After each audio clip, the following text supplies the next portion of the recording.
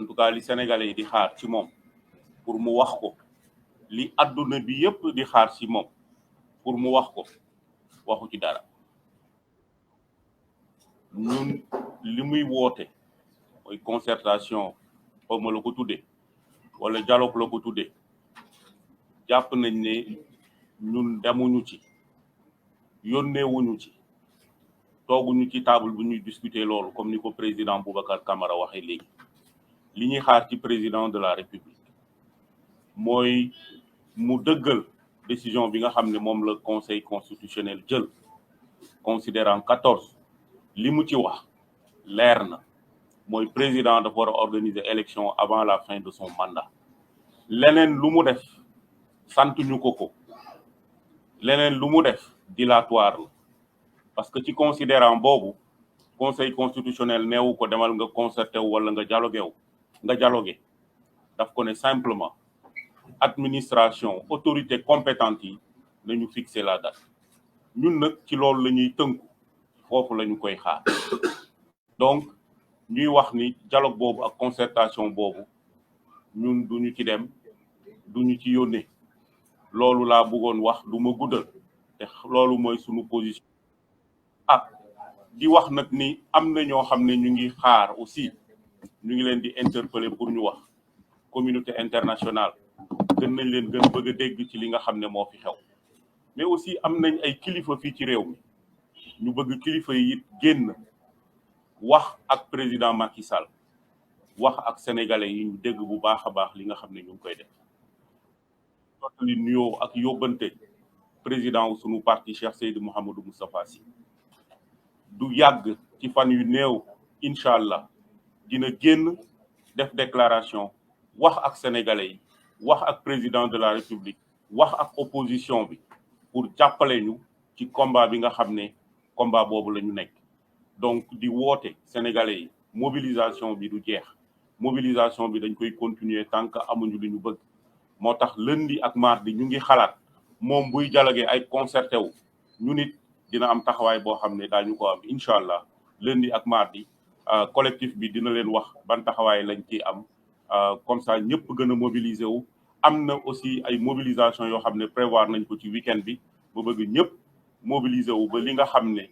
jàpp nañ ne jaaduwul ci réew mi élection bi ñu war a organiser à temps ñu organiser ko président le 2 avril mu jël ay bagaasam kii ñu sénégalais yi wóolu falu ñu réew mi dellu ci liggéey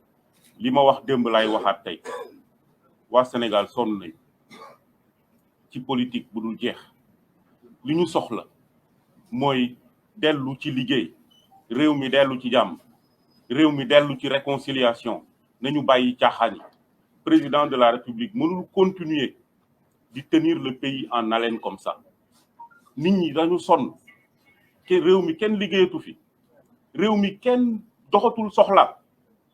parce que élection tey la suba la ginnaaw suba la semaine prochaine la mais ba kañ bu yërëmul boppam na yërëm waa Sénégal ñi ko xam ne dañ ko wóolu jox ko lépp pendant 12 ans ñu bàyyi ko mu dérouler warul def li nga xam ne mu ngi koy def donc ñuy jàpp ne c'est pas encore trop tard pour qu'il se ressaisisse et nous voulons qu'il se ressaisisse mu bàyyi li nga xam ne ci la nekk dilatoire bi amul njariñ may sant ñëpp di leen gërëm asalaamaaleykum wa rahmatullah.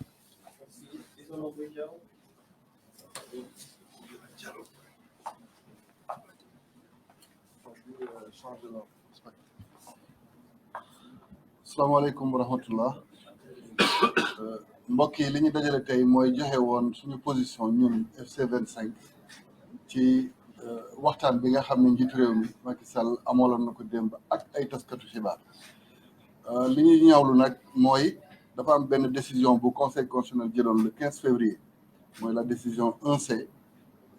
moom mu jógee ci décision boobu le 16 mu ne dégg na li conseil constitutionnel wax liñ doon xaar moo doon mu tontu ne dinañ woo candidat yi ndax ñun defoon nañ communiqué pour wax ni ci wàllu jongante yi ñu jëm bu dee am na ku njiitu réew mi war a waxal wala ñi nga xam ne ñooy ŋànk mbirum ay jongante yi ñu jëm ñooñu bu ñuy war a waxtaan collectif candidat yi la ñu war a waxee donc ñu doon xaar donc mu tontu ci yàlla def na nag ñu ngi toll presque ci 8 jours ba léegi tontoogu ci ñu koy ñaawlu ndax dañoo jël sénégalais yi en otage dimanche bi la sénégalais yi waroon tànn ci jongante yi jëm ci premier tour mu nekk dimanche buy donc nuróojee ak dimanche bu ñuy suul démocratie wu Sénégal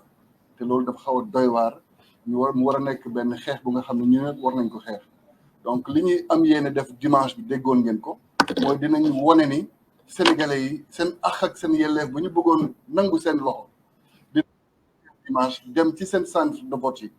ak benn bulletin bu rouge pour wane ni lii Macky Sall def mooy dax élection yi ci ay anam yi nga xam ne kenn xamu ko ñun rafetlu wuñ ko ñun sénégalais yi suñu àq ak suñu yelleef dinañ ko sàmmal suñu bopp di jëm ci dialogue bi muy woote nag moom it bu soobee yàlla ñun dinañ woote suñu dialogue ak suñu ay citoyens sénégalais ndax ñun duñu dem ci dialogue bu nga xam ne lenn rek mooy objectif bi mooy wane ni sénégalais yi maanaam politiciens yi jubóowuñu ci ni ñuy déroulé ndax boo boolee ñi bokkul objectif naturellement ay désaccord ngay am donc ñu koy ñaaw li ñu bëgg nag mooy njiitu réew mi xam ni ko sartu réew mi mayee ay sañ-sañ noonu la mayee assemblée nationale sañ-sañ noonu la mayee magistrature sañ-sañ te donc conseil constitutionnel bi nga xam ne moom mooy atte ci mbirum élection c'est le juge des élections moom moo ko ne doxalal ni mu waree avant le 2 avril selon le considérant 14 pour que jongante yi am donc ñun ñu ngi koy wax ni lii moo ko desee ci digganteem ak sénégalais yi mu sàmm ko pour jàmm réew mi ndax jàmm réew mi du mbiru politicien mbiru ay institution la mbiru ay compétition yi nga xam ne dina indi respiration buy tax ba jàmm am ci réew mi donc mesdames et messieurs le collectif FC25 qui vous a invité aujourd'hui à ce point de presse vient réagir à l'entretien que le président de la République a accordé à la presse hier. Lequel entretien nous a tous laissés déçus parce que nous attendions que le président de la République dise dans quelles conditions la décision 1C du Conseil constitutionnel du 15 février devait être appliquée. Malheureusement, contrairement à sa lettre du 16 où il disait prendre acte de cette décision, nous voyons qu'il ouvre d'autres brèches. Il lui était demandé dans cette décision, au plus vite, d'organiser les concertations qu'il fallait pour que le scrutin se tienne et que cela se tienne dans les conditions normales avant le 2 avril. Nous avons entendu le chef de l'État parler de concertation avec des acteurs politiques qui ont des intérêts concurrents. Donc nous pensons que le seul objectif qui est visé dans cette discussion, c'est de montrer à la face du Sénégal que les politiques ne sont pas d'accord sur le déroulé. Donc, puisque nous connaissons son objectif, nous refusons d'aller à ce dialogue. Le seul dialogue que nous acceptons, c'est le dialogue que nous avions préalablement défini en disant que les seuls interlocuteurs des autorités en charge des élections, c'est le dialogue entre les candidats et eux. Aucun autre dialogue ne peut être possible. À défaut, nous lui donnerons l'occasion de poursuivre indéfiniment ce mandat qu'il va utiliser sous d'autres formes. Nous avons entendu la communauté internationale réagir hier. Ce qui est dangereux, c'est que dans cette communication, la communauté internationale semble dire que le 2 avril est consacré comme la fin du mandat et qu'ils s'en réjouissent. S'ils veulent aider le Sénégal, qu'ils comprennent que leur responsabilité, c'est d'être aux côtés des Sénégalais qui sont fatigués par cette crise qui ne finit pas. Et que donc cette pression qu'ils ont maintenue pendant tout ce temps-là, pour que les élections se tiennent à bonne date, ou à défaut qu'elles se tiennent le plus régulièrement du monde, que cette communauté internationale continue de comprendre que le Sénégal n'est pas prêt pour le moment à tenir cette élection à cause justement des manquements de l'exécutif sur le déroulé de la procédure. Donc nous les invitons à être aussi mobilisés que les Sénégalais qui vont l'être et que résolument, ce dimanche, les Sénégalais montreront que le droit au vote qui leur a été volé va être consacré par un bulletin rouge pour montrer que c'est la fin